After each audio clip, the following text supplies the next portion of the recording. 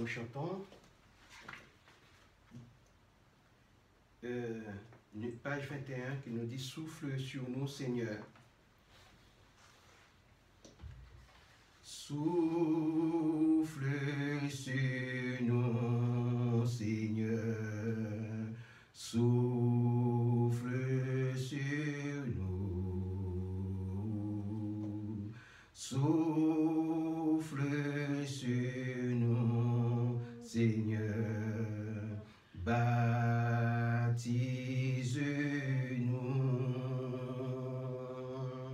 ressuscité, assis dans la gloire, tu répands sur l'Église le Saint-Esprit promis. Souffle sur nous, Seigneur, souffle sur nous, souffle sur nous, Seigneur, baptise-nous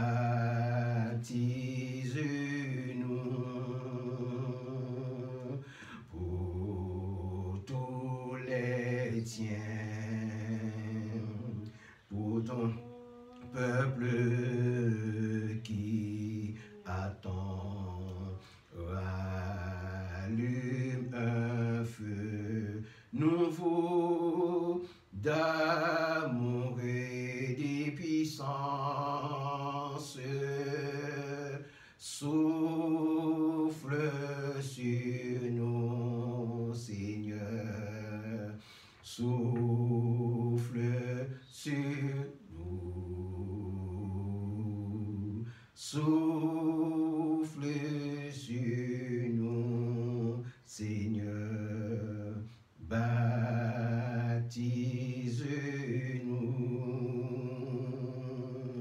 pour le salut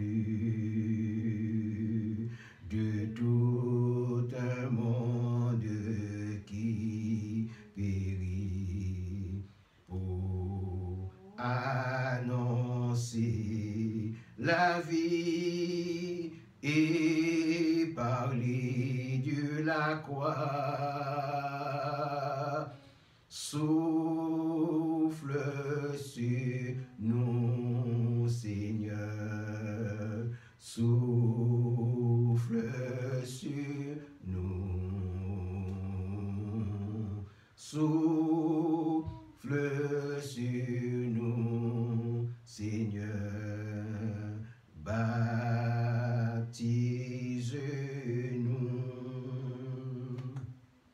Souffle sur nous, Seigneur, souffle sur nous, souffle sur nous, Seigneur, baptise-nous.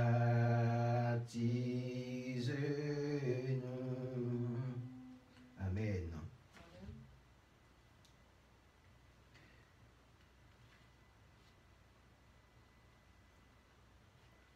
Nous chantons sur la page 18 que l'Esprit de vérité vienne sur nous maintenant. Alléluia. Oh, gloire au Seigneur, quand Jésus. Amen, amen, gloire à ton nom, Seigneur. Oh, alléluia, Seigneur éternel, notre Dieu, ce matin, je te prie, Seigneur, quand je te loue, je te rends grâce, Seigneur éternel, pour tes multiples bienfaits. Je te bénis, Seigneur, parce que tu es merveilleux. Seigneur, quand merci pour tes multiples bienfaits. Merci pour quand ce don gratuit que tu nous as fait, Seigneur, quand ce matin.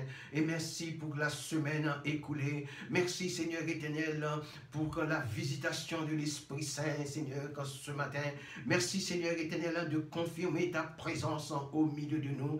Merci Seigneur quand de confirmer que nous marchons avec toi. Merci Seigneur quand parce que tu as confirmé que ce que nous faisons ce matin, oui, te glorifie. Et Seigneur éternel, que tu donnes ton aval. Seigneur, quand ce matin, nous ne voulons faire qu'autre chose, rien d'autre que t'adorer, rien d'autre, Seigneur, que te dire merci, que te dire que nous t'aimons ce matin. Et ce matin, nous te demandons de nous remplir de ta puissance, de la puissance d'en haut, Seigneur éternel, notre Dieu. Permets que tout ce que nous faisons ce matin soit digne de ta gloire, Seigneur éternel, notre Dieu. Parce que, Seigneur éternel, tu es un Dieu saint, tu es un Dieu véritable. C'est pour cela ce matin que nous te glorifions. C'est pour cela ce matin, Seigneur, que nous voulons, Seigneur, te dire merci pour toutes les choses que tu as faites dans nos vies. Tu nous as gardés, Seigneur éternel, malgré, Seigneur, quand Dieu, les tempêtes qui se sont abattues sur le monde. Seigneur éternel, tu as gardé tes enfants en sécurité. Et ce matin, je me réjouis, Seigneur, d'être un de tes enfants. Je me réjouis, Seigneur, de ce que, Seigneur, quand notre Dieu, mon nom est inscrit dans le livre de vie ce matin. Nous, Seigneur éternel, nous réjouissons ce matin de ce que nos noms sont inscrits dans ce livre merveilleux. Seigneur éternel, ce matin, nous voulons te dire merci encore pour tout ce que tu vas faire et pour tout ce que tu continues de faire dans nos vies. Oui, Seigneur. Amen. Nous chantons sur la page 18 que l'esprit de vérité vienne sur nous maintenant. Que l'esprit de vérité, alléluia, vienne sur nous maintenant pour que nous puissions te ressembler et savoir prier. Notre Père qui es aux cieux, que ton nom soit sanctifié, que ton règne vienne. Amen. Que ton règne vienne. Que ton règne vienne. Que ta volonté soit faite dans nos vies. Notre Père qui es aux cieux, que ton nom soit sanctifié. Donne-nous aujourd'hui le pain qui nous nourrit. Et pardonne-nous.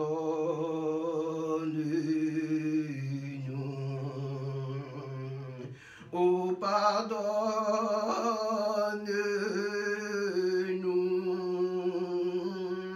Et à ceux qui nous offensent,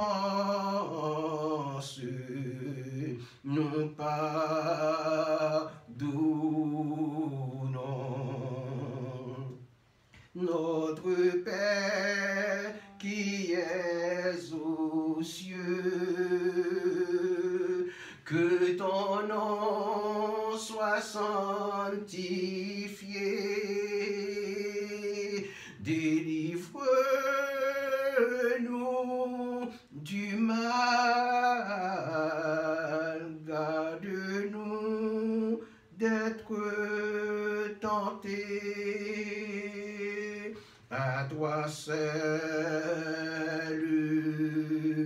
règne, à toi seul règne, à toi la puissance, la gloire au siècle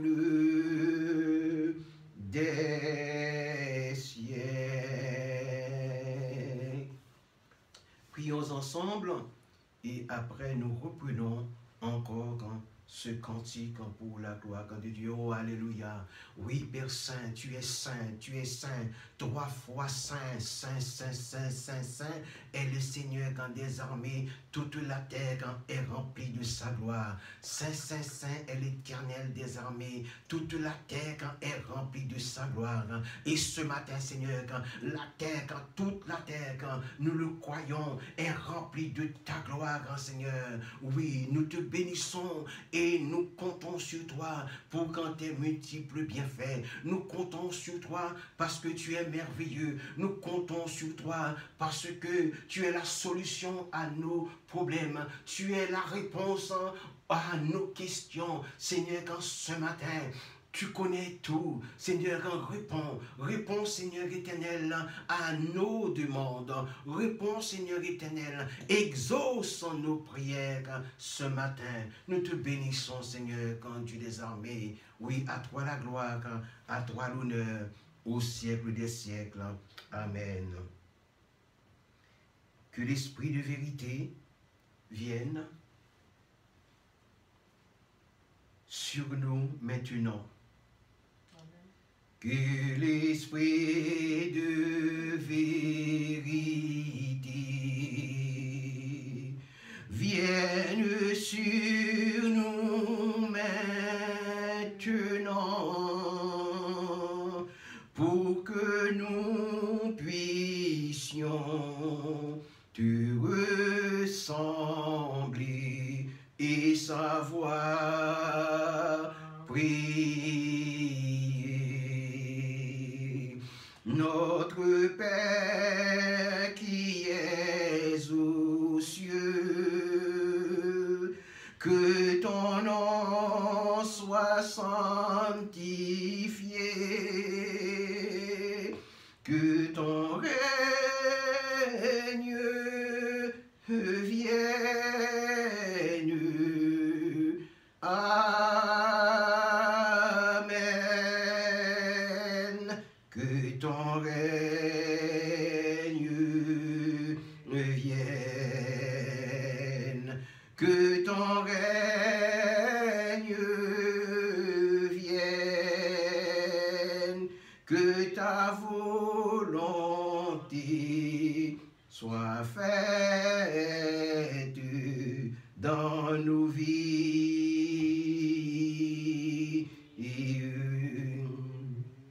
Notre Père qui es aux cieux, que ton nom soit sanctifié. Donne-nous aujourd'hui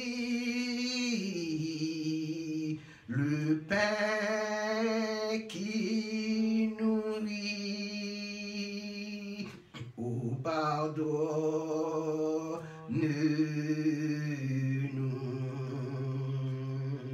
Oh, pardonne-nous.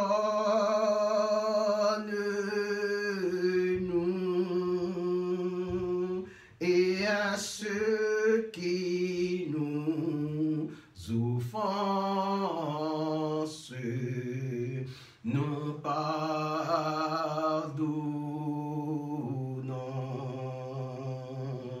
Notre Père qui es aux cieux,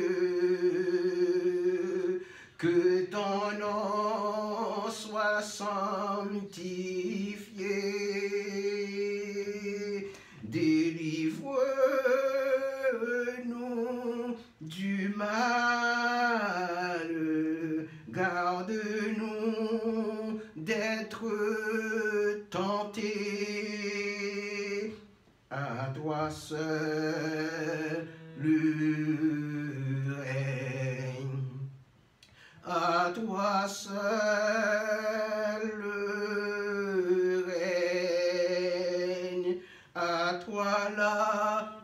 puissance, la gloire au siècle des siècles. Amen.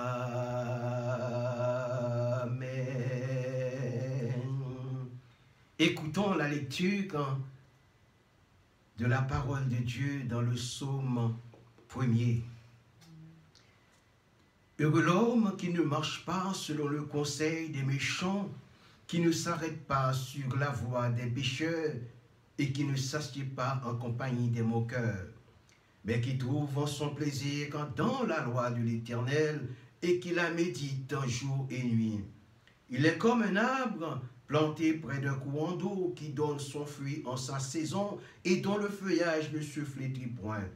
Tout ce qu'il fait lui réussit. Il n'en est pas ainsi des méchants. Ils sont comme la paille que le vent dissipe.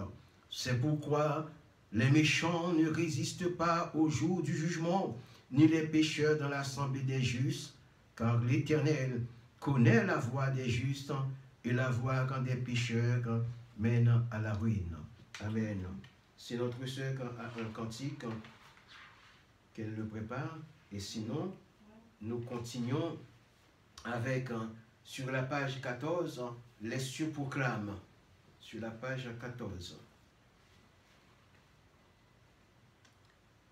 Alléluia. Les cieux proclament la gloire du ressuscité. Les cieux proclament la gloire du ressuscité. Rien n'est égal à la beauté du Seigneur. À jamais il sera, à jamais il sera l'agneau sur le trône, l'agneau sur le trône. Je fléchis le genou, je fléchis le genou pour l'adorer lui seul. Je veux chanter la gloire du ressuscité, l'agneau immolé nous a rachetés pour Dieu. À jamais tu seras, à jamais tu seras l'agneau sur le trône, l'agneau sur le trône. Je fléchis le genou, je fléchis le genou pour t'adorer toi seul à jamais.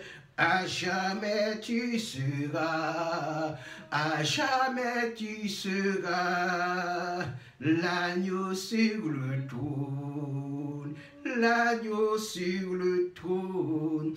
Je fléchis le genou, je fléchis le genou pour t'adorer toi seul. Amen. Amen. Non, je demande à notre sœur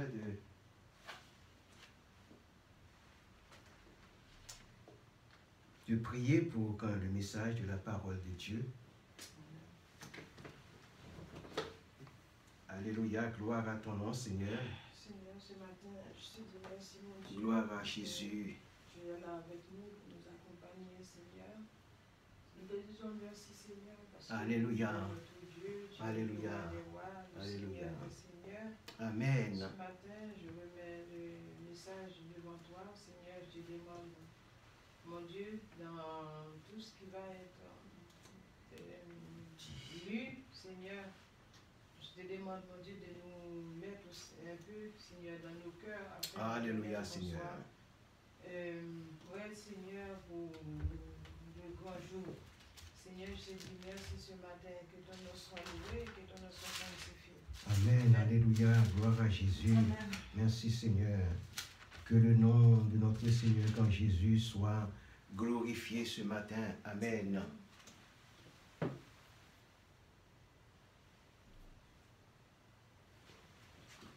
Frères, et sœurs, bienvenue sur la plateforme d'enseignement du Centre évangélique. Le thème de l'enseignement de ce dimanche est « Les esprits des prophètes sont soumis aux prophètes ». Lecture de la première épître aux Corinthiens, chapitre 14, du verset 29 à 33. Pour ce qui est des prophètes, que 2 ou 3 parlent et que les autres jugent. Et si un autre qui est assis à une révélation, que le premier se taise. Car nous pouvons tous prophétiser successivement afin que tout soit instruit et que tout soit exhorté. Les esprits des prophètes sont soumis aux prophètes, car quand Dieu n'est pas un Dieu de désordre, mais de paix, comme dans toutes les églises des saints. Amen. Cette affirmation de l'apôtre Paul laisse sous-entendre qu'il y a une multiplicité d'interprétations. Ainsi, ici, on parle de l'esprit humain, l'un des 3 composantes de l'être et non du Saint-Esprit qui s'écrit avec un E majuscule. Ici, l'intellect joue un rôle primordial, c'est lui qui gère les décisions de se taire ou de parler. Cependant, le Saint-Esprit, quand il parle, il se met en relation avec un autre esprit qui marche de pair avec notre intelligence. Cela n'entre pas en ligne de cause avec la désobéissance au Saint-Esprit qui nous montre ce que nous devons faire à un moment bien défini.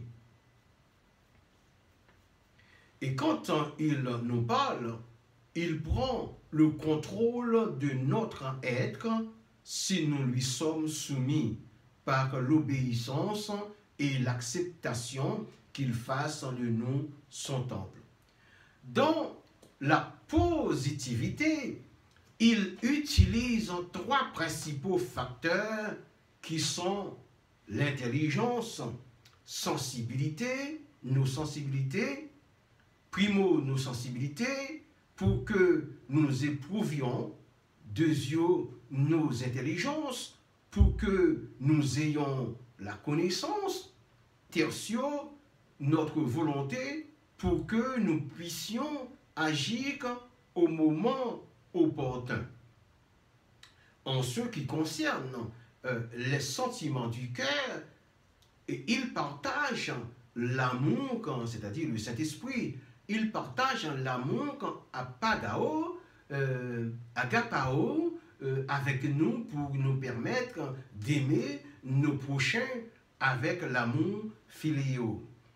En utilisant tout notre être, il peut s'attrister par ce que nous voyons les autres faire en méprisant le sang de Jésus qui a coulé pour qu'on se rachète. Toutes les fois que les conditions de sa manifestation sont réunies dans l'assemblée, s'il est empêché, il s'attriste, il s'éteint. Et s'il trouve une opposition et une rébellion, il est outragé. Comme il est un esprit d'ordre, il s'abstient de parler quand une autre personne s'est déjà engagé dans sa manifestation. C'est-à-dire que parmi de nombreuses personnes remplies de sa flamme, toutes ont le désir de parler, mais notre esprit étant lié avec lui au moyen de l'intellect, alors vient le discernement, d'où l'intelligence qui nous fait dire soit de nous taire, soit de parler au temps nécessaire, de parler en temps nécessaire. C'est dans cette optique que l'esprit de prophète est soumis au prophète. Dans d'autres cas de figure, il existe aussi des révélations du Saint-Esprit qui ne sont pas à dire qu'en publiquement, car toute vérité n'est pas bonne à dire. Nous pouvons recevoir un message d'ordre personnel qu'on appelle plus précisément le réma, et aussi certaines révélations que nous pouvons soit déclarer, soit garder. Dieu peut aussi nous faire confiance quand nous lui demandons de nous éclairer sur des sujets externes. Exemple, nous demandons à Dieu de nous révéler l'état comportemental caché d'un sujet par des preuves tangibles pour nous sortir de l'incertitude. Étant donné que nous sommes ses serviteurs, il nous donne ces preuves irréfutables que nous devons garder en secret pour ne pas blesser le sujet. Alléluia. Et si nous déclarons ces preuves irréfutables, Dieu peut se fâcher en nous faisant passer par une épreuve pour n'avoir pas respecté la sensibilité du sujet. Après l'obtention du réma, nos cœurs seront tristes de voir l'état dans lequel se trouve le sujet. Alléluia. C'est alors que nous manifesterons plus de sollicitude à son égard par l'intercession ardue en sa faveur. Donc, l'esprit du prophète est soumis au prophète. Certaines révélations personnelles nécessitent une intercession auprès de Dieu lui-même qui les a données. Aujourd'hui, un grand nombre de personnes exhortent sur la moralité, mais en vérité, peu d'entre elles font preuve de moralité.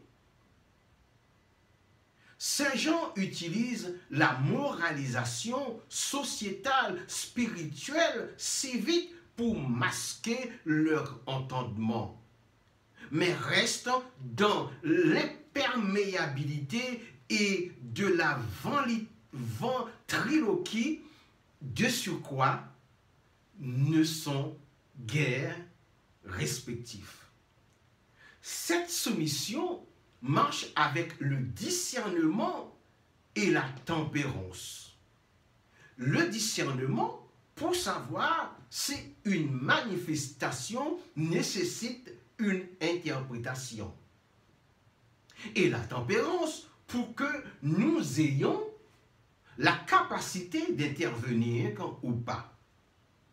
Si au jour de la Pentecôte, tous se manifestaient à parler se mettaient à parler en différentes langues simultanément, c'est parce qu'ils recevaient pour la première fois cette puissance les uns en même temps que les autres. Et c'est pour cela que d'autres personnes se moquaient d'eux, en pensant qu'ils étaient ivres.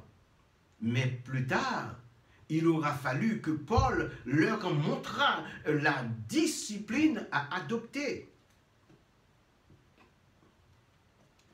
Pour que des personnes qui ont cette habitude depuis un bon nombre de temps, rester dans cette simultanéité peut se traduire par un désordre. Mais le conducteur spirituel qui a le don de discernement des esprits peut subitement comprendre l'origine de l'esprit qui se manifeste. Le chrétien novice doit savoir que lorsque sa manifestation ou sa prière est interrompue, deux cas s'appliquent. De l'un, sa manifestation ou sa prière ne glorifie pas Jésus. De ce fait, il est interrompu par la puissance du Saint-Esprit, par un chant que le conducteur de louange aura démarré. Et de l'autre, le temps est échu pour passer à une autre phase du service.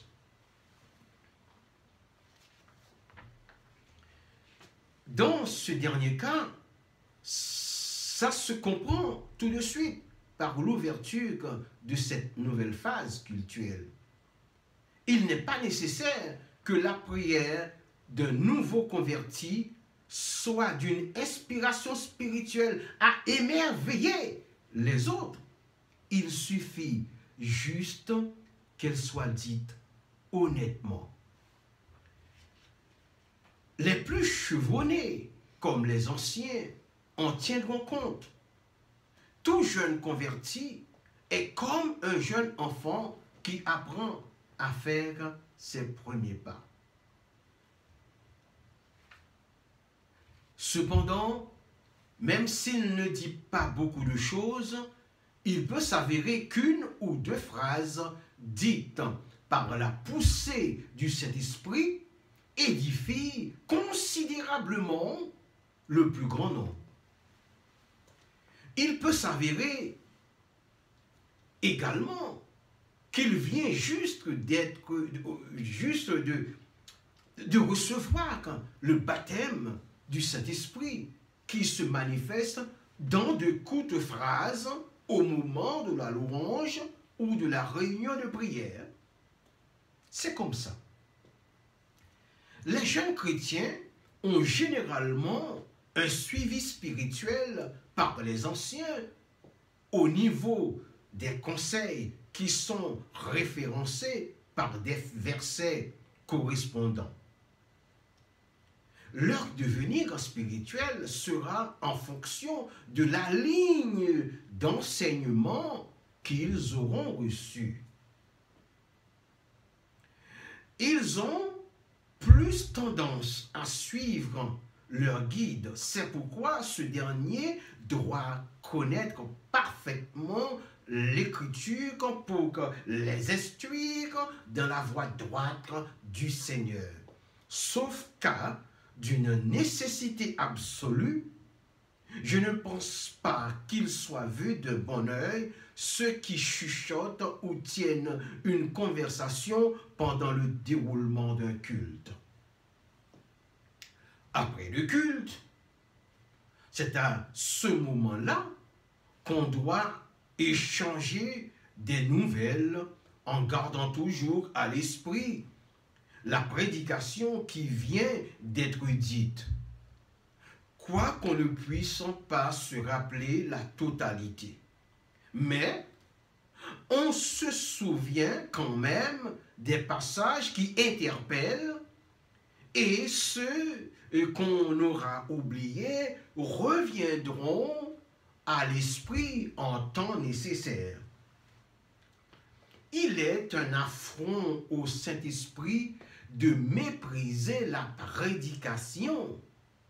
C'est comme si ton meilleur ami revenez des vacances avec les meilleures photos pour qu'on vous les montre.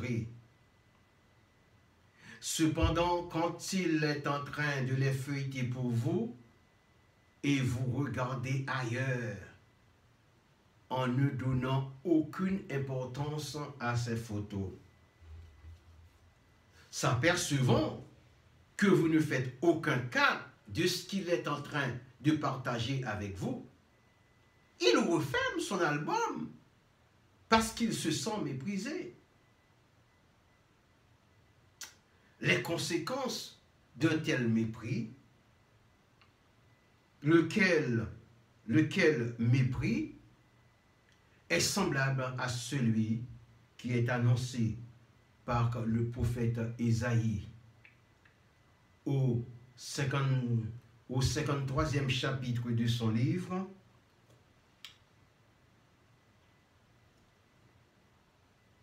Ces conséquences ont pour effet les prières inexaucées, pour les moindres et pour les pires des échecs. Il m'a été révélé qu'une personne de mon auditoire s'était amusée à taper des textos pendant l'annonce de quelques-unes de mes prédications. Au départ, j'avais remarqué, je l'avais remarqué, mais sans le stigmatiser. Alors, le Saint-Esprit me l'a révélé par la suite. Je ne pouvais pas le savoir de par moi-même, car je ne voyais pas le texte que cette personne tapait. Ce qui est merveilleux avec le Saint-Esprit, c'est qu'il est nos yeux, nos oreilles et nos pieds. Alléluia. Amen. Il regarde là où nos yeux ne peuvent atteindre l'objet, là où nos oreilles ne peuvent entendre à cause de la distance des lieux secrets, là où nos pieds ne peuvent fouler à cause de la rudesse et la dangerosité des pentes escarpées et des sommets abrupts. Mépriser le sermon d'un pasteur, d'un évangéliste qui est dans la vérité du Christ, c'est mépriser le travail sacrificiel de Jésus. C'est détourner son regard quand il monta à Golgotha en portant sur lui le poids de nos péchés. Il m'a été toujours conseillé quand j'étais jeune chrétien de respecter un homme de Dieu, même s'il était loin de réunir toutes les qualités humaines. Et si besoin est de lui présenter des excuses pour des dires à son adresse que lui-même n'aurait pas eu connaissance. Même Archange Michel n'eut pas osé porter de jugement sur Satan quand celui-ci disputa le corps de Moïse, mais il lui dit simplement que le Seigneur te réprime. Si un archange, bien que puissant, n'a pas porté de jugement sur l'adversaire, bien qu'il l'ait mérité, à combien plus forte raison nous devons laisser le Seigneur, notre Dieu, agir à notre place.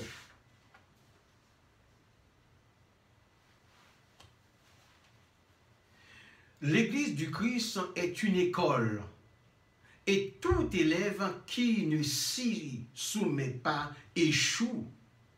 Le berger que le Seigneur, quand il place, fait toujours des recherches dans la bibliothèque de 66 livres pour trouver les cours adaptés aux différentes circonstances.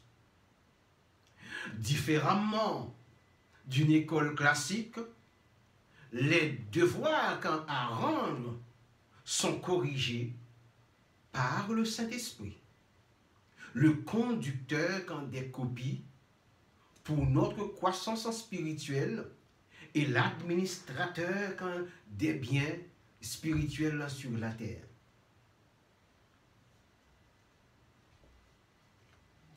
Dans l'optique que l'esprit du prophète est soumis au prophète, l'homme de Dieu peut décider ou non de partager la révélation qui lui est donnée ou d'exhorter les sujets sur le manquement à leur devoir en tenant compte de ce que Paul avait dit à Timothée, je cite. Toute écriture est inspirée de Dieu et utile pour enseigner, pour convaincre, pour corriger, pour instruire dans la justice. C'est dans la deuxième épître à Timothée, chapitre 3, verset 16. Quelle naïveté de penser que nous ne sommes pas observés dans nos comportements. Il existe un exemple très simple, alléluia. Si nous sommes observés dans les lieux publics par des caméras à 360 degrés de vision, et encore par des petites caméras de taille que celles incorporées, pardonnez-moi, dans nos téléphones portables placés dans d'autres endroits, et invisibles par rapport à leur taille et la distance de leur localisation. Si nous pensons ne pas être vus dans l'obscurité, alors qu'une caméra à vision nocturne nous rend visibles, à combien plus forte raison nous devons respecter le Saint-Esprit, lui, qui voit une fourmi noire sur une pierre noire, dans un trou noir, par une nuit noire. Parfois, nous devenons des auditeurs oublieux, mais le Saint-Esprit est toujours là pour nous rappeler les choses desquelles nous avons beaucoup souffert ou desquelles nous avions éprouvé de la joie. Ce fut le cas d'un enfant de Dieu qui voulait se rappeler une époque bien déterminée pour laquelle il s'apprêtait à avoir recours à l'administration. Mais le Saint-Esprit va passer par le chemin le plus court pour lui montrer ce qu'il voulait savoir de par l'administration. Alléluia.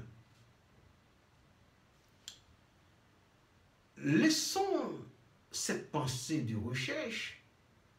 Il s'est rappelé qu'il devait retrouver un livre d'études bibliques qu'il n'avait pas revu depuis 32 ans.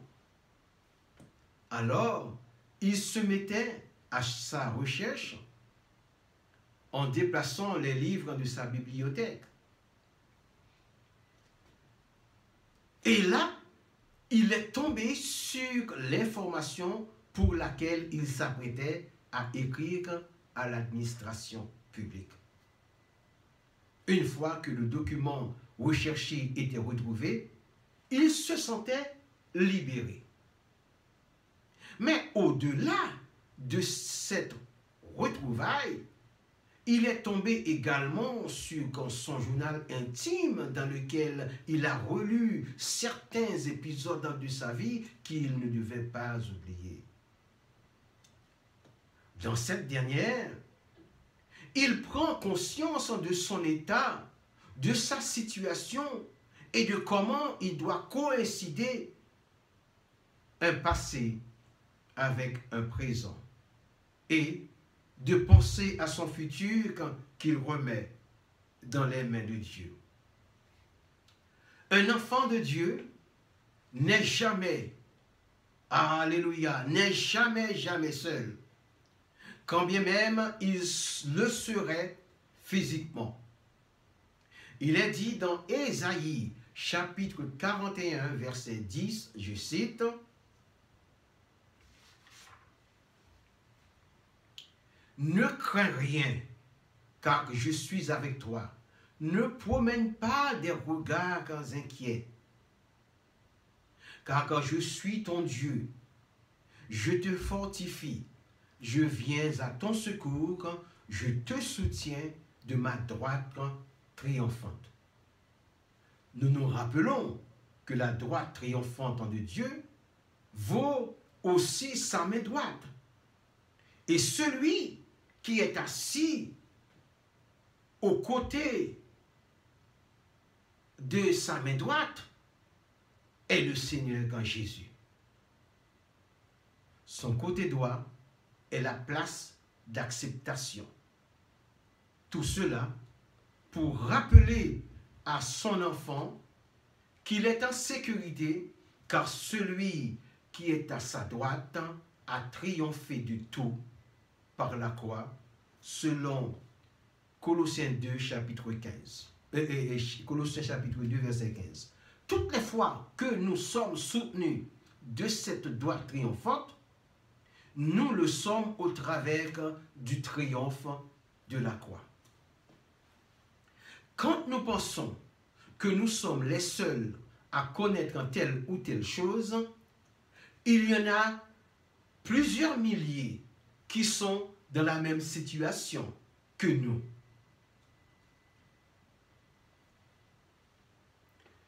Quand nous pensons que c'est le fruit d'un péché quelconque, c'est plutôt un chemin de formation que Dieu trace devant nous afin que nous soyons des hommes et des femmes accomplis. N'oublions pas qu'Élie avait dit à Dieu qu'il était le seul qui restait et qu'on cherchait à lui ôter la vie. Et la réponse du Seigneur était qu'il s'était réservé 7000 hommes qui n'avaient pas fléchi le genou devant Baal, selon Romains chapitre 11, verset 4. Interrogeons-nous et réveillons-nous pour savoir devant qui nous fléchissons le genou et pourquoi. Nous avons peur du lendemain. Nous rejetons notre sobriété devant la nourriture de Baal, c'est-à-dire des démons. Nous devenons vaniteux et nous sollicitons les démons pour la solution. Nous sommes malades, nous avons recours aux prophètes des démons pour savoir si quelqu'un ne nous jette pas un sort. Une perte financière et une perte d'amour et un échec qui n'aurait pas été validé par Dieu nous conduisent, hélas, rapidement chez un des agents de Baal, chez un des agents des démons, chez un des agents de Lucifer.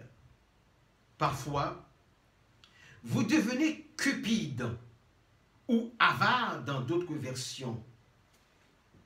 Vous ne vous contentez jamais de votre solde. C'est à cause de ces choses que la colère de Dieu vient sur vous.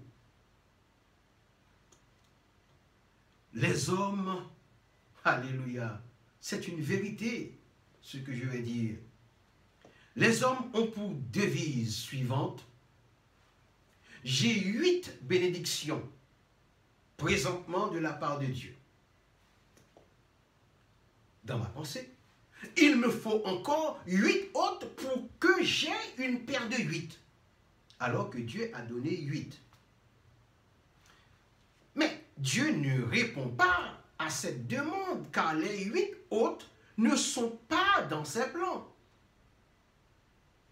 Bien sûr, ne les ayant pas obtenus de Dieu, je les demande à Baal, je les demande à Lucifer, je les demande aux démons, qui eux me donnent 8 autres dans le sens opposé et de surcroît sont incompatibles, et puisqu'elles le sont, elles ne peuvent ni se multiplier, ni s'additionner, parce qu'elles sont étrangères les unes aux autres.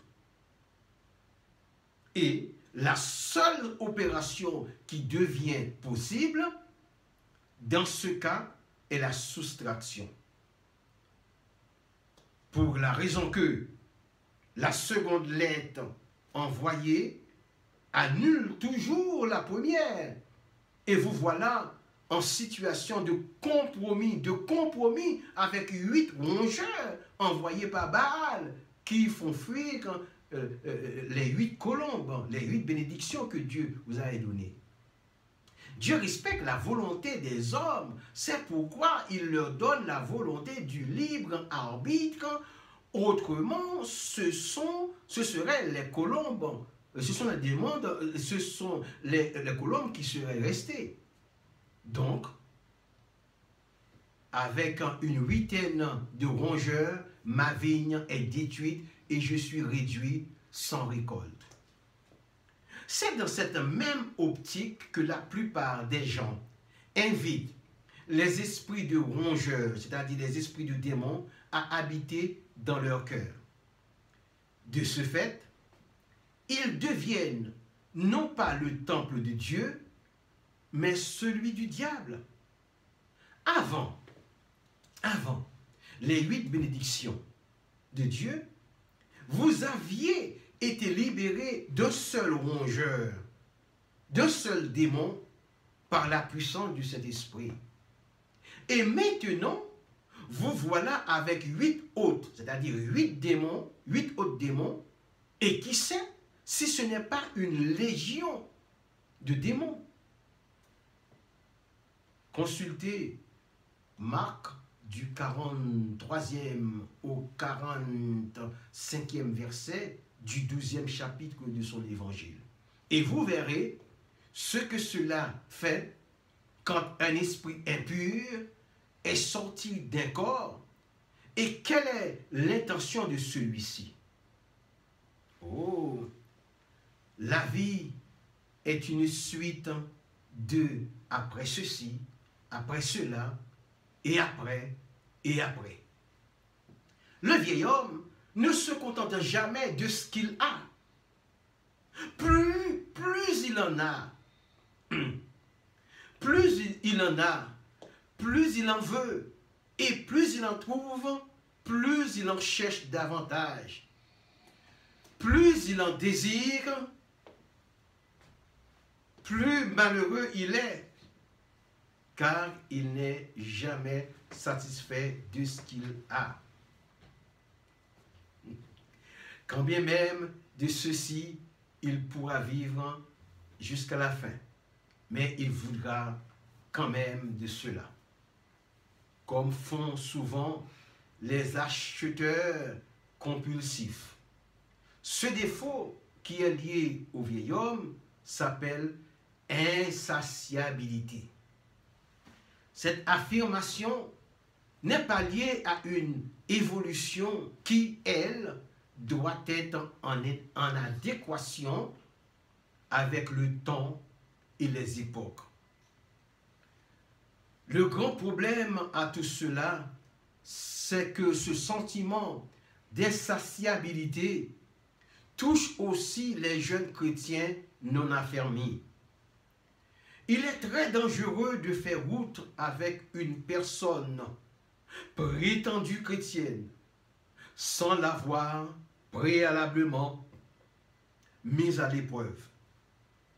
Car il est dit, sondez les esprits pour savoir s'ils viennent de Dieu. Ce faisant, on s'épargnera de beaucoup de déceptions. 1 Jean 4, verset 1er, nous dit, « Bien-aimés, n'ajoutez pas foi à tout esprit, mais éprouvez les esprits pour savoir s'ils sont de Dieu. Car plusieurs faux prophètes en sont venus dans le monde. » Fin de citation. De la même façon que les esprits méchants utilisent les faux prophètes, c'est de la même façon qu'ils utilisent les faux chrétiens. Ceux qui ne sont jamais réellement convertis, ceux avec qui nous faisons malheureusement route sans le savoir. Les faux chrétiens sont lents dans leur marche et ne possèdent pas l'armure de l'esprit qui est la chaussure que donne le zèle de l'évangile. Éphésiens chapitre 6, verset 15. Ce zèle est une promptitude dans les affaires du Christ. C'est une sécurité dans nos marches. Ce zèle nous protège des voies déformées de la vérité. C'est une protection contre les embûches qui sont susceptibles de nous faire tomber en chemin. Les faux chrétiens nous ralentissent dans nos marches. Par quoi? Par le découragement. Ils nous découragent. Non. La lassitude et la lenteur qui les caractérisent. Les conséquences sont démontrées jadis par les conditions de lenteur des enfants de Dieu. Selon Deutéronome chapitre 25, verset 17, je cite. Souviens-toi de ce que te fit Amalek pendant la route lors de ta sortie d'Égypte. Comment il te rencontra dans le chemin et sans aucune crainte de l'Éternel tomba sur toi par derrière et sur tous ceux qui se traînaient les derniers pendant que tu étais là, las, pendant que tu étais las et épuisé toi-même. Il ne faut pas confondre la paresse avec la négation de Dieu. Il est rare que nous soyons face à une négation. Or, si ce n'était pas dans le but de nous préserver d'un danger, c'est donc dans le but d'accomplir quelque chose de plus urgent. Écoutez bien. Écoutez bien. Paul eut une négation en ce qui concernait l'Asie mineure d'alors, mais il a été redirigé vers la Macédoine car c'était la volonté de Dieu pour une mission concrète au-delà de son planning initial. Selon Actes chapitre 16, versets 6 à 10. L'apôtre Paul et ses compagnons étaient conscients que toutes les routes étaient barrées à l'exception de celle du nord. Vous êtes un enfant de Dieu, ne vous énervez pas. Si la route de vos destinations est barrée, vous obligeant soit de faire demi-tour, soit de prendre un itinéraire différent, plus long. Je me souviens d'avoir entendu le témoignage d'un missionnaire logé dans un hôtel qui s'était mis en route pour le service dominical. Un filou surveillait ce dimanche-là parce qu'il savait qu'il n'était pas possible que ce missionnaire fut de retour rapidement.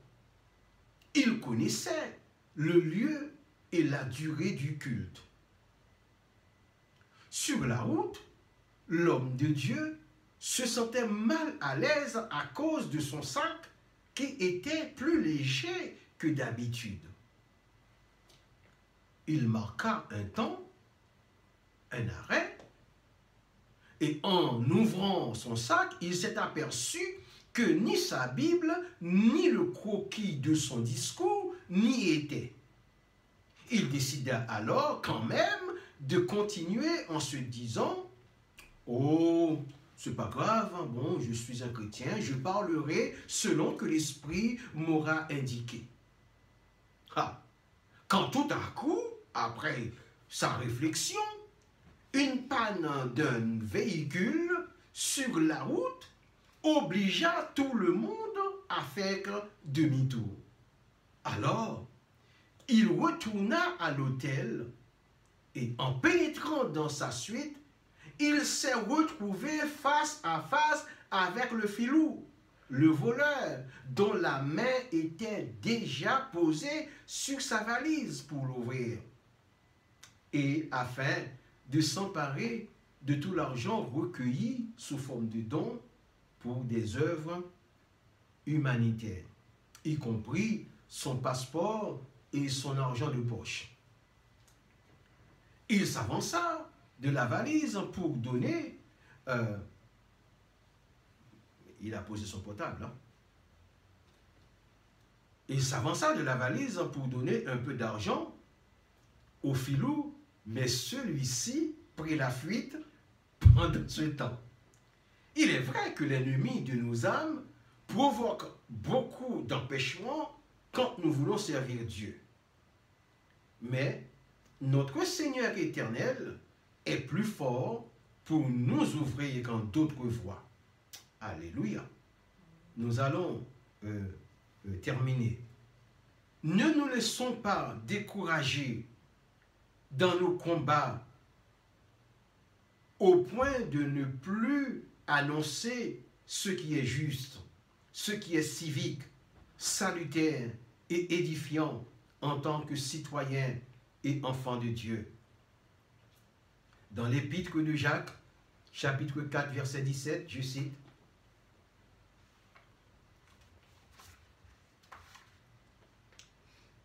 Celui donc qui sait faire ce qui est bien et qui ne le fait pas, commet un péché. » C'est pourquoi nous ne devons pas laisser de côté notre bouclier de la foi.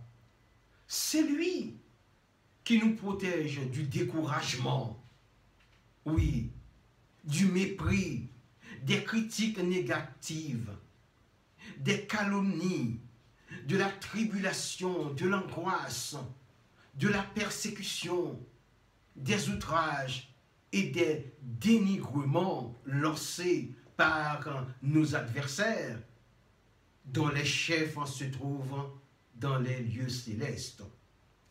Ce sont là les armes qu'il emploie contre les enfants de Dieu. Chers amis, chers frères et sœurs, restons dans la foi, car rien ne doit nous séparer de l'amour du Christ. Alléluia. Amen. Pour plus d'informations, consultez Romains 8, verset 35. Chaque citoyen est un acteur. Chaque citoyen contribue au développement de son pays. Ne nous taisons pas à cause de l'ironie de ceux et celles qui sont jaloux de ce que nous faisons. Ne cherchons pas à faire des scoops dont les portées sont éphémères. Franchement, il y a des scoops qui ne sont pas intégrables dans une histoire, si tant est qu'ils soient dépourvus de sens rationnel. Les interventions des hommes de Dieu dans les médias ne constitue pas un mode de prosélytisme. Vous allez me comprendre. Aujourd'hui, bon nombre de jeunes chrétiens se retrouvent dans un champ à risque. Et ce champ à risque, c'est celui des réseaux sociaux qui ne sont pas du domaine d'exercice des pasteurs. Oui, les réseaux sociaux ne sont pas leur domaine. Imaginons que nous ayons une certaine quantité de brebis dans une plaine, si vaste que toutes les espèces y trouvent leur compte, et qu'il y ait parmi les espèces des prédateurs de brebis. Que ferions-nous si nous les voyons du haut de la montagne? Ne pouvons pas les appeler une par une. Ne leur lancerions-nous pas collectivement un appel à la prudence? Les hommes de Dieu honnêtes ne demandent ni de dîmes, ni d'offrandes pour les exhortations qu'ils font sur les réseaux sociaux. Car c'est dans un but non lucratif qu'ils font ce pourquoi ils sont appelés. Quand paradoxalement, c'est dans les réunions physiques qu'on les fait. Alléluia, gloire au Seigneur grand Jésus. Dans le passé, la parole de Dieu se faisait entendre par les prophètes, car personne ne voyait Dieu. Dans le Nouveau Testament, on voit Dieu dans la personne de Jésus, selon Jean chapitre 14, verset 9. Je cite, Jésus lui dit, « Il y a si longtemps que je suis avec vous, et tu ne m'as pas reconnu, et tu ne m'as pas connu, Philippe. Celui qui m'a vu a vu le Père. Comment dis-tu, montre-nous le Père? » Très important pour vous, frères et sœurs, qui m'écoutez.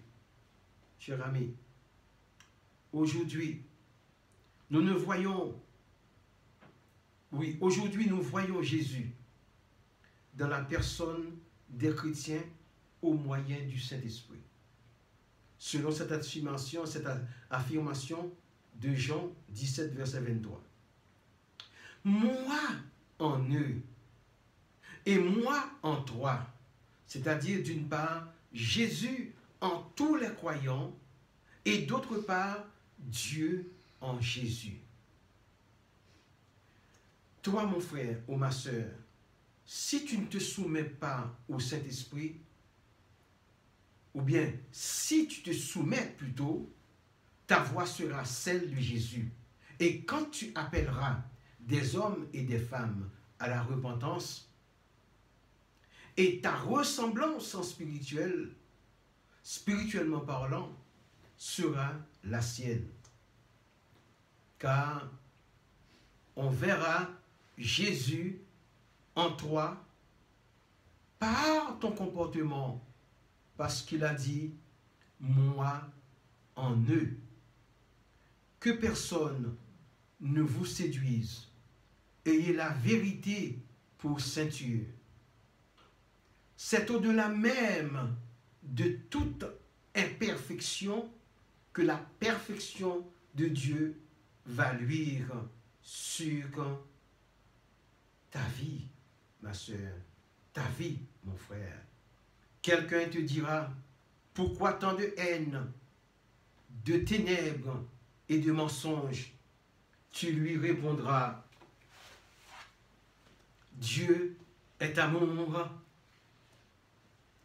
et son absence fait place à la haine. 1 Jean 4, verset 8. S'il te demande pourquoi tant de ténèbres, tu lui diras que Jésus est la lumière du monde et son absence dans une vie fait place aux ténèbres, selon Jean chapitre